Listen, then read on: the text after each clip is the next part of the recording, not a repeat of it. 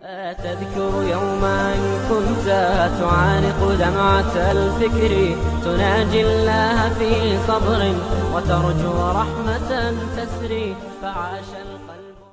I always say that today a woman has been reduced to basically an object of sex, an object of attraction for a male, and all the males must just fill their eyes and just their eyes must be quenched, and that's it. So when you see the naked women of the street, you don't appreciate your own wife. You don't, because you've seen much better than her. You've already seen it. So Allah says, look, oh man, lower your gaze as well.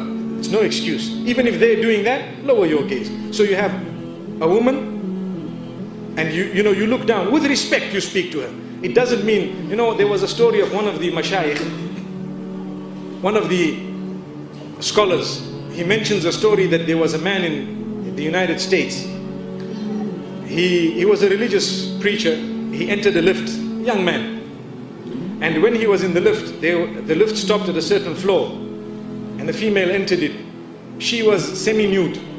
And he looked down and he did not look at her. And she was agitated, irritated. First time in her life, somebody's not looking. And she's stamping, and she's doing, trying to make a noise, and the two of them are alone in the lift.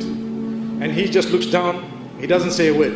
His lift stopped, she wanted to go higher. When he came out, she came out behind him. This is a true story.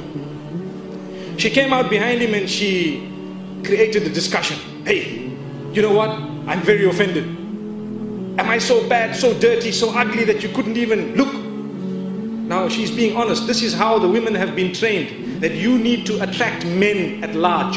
You need to attract men at large. So am I this, that you couldn't even look, you couldn't even... And he says, look my sister, you know what, I'm a Muslim. I respect you so much, really. And I have a wife, and I have this, and I have that. And I am, and I don't want to insult myself and yourself by, staring at you, and what am I going to gain by it? And he explained to her in a beautiful way. And she asked for his number. Now imagine if someone asked you for their numbers. Wow, mashallah.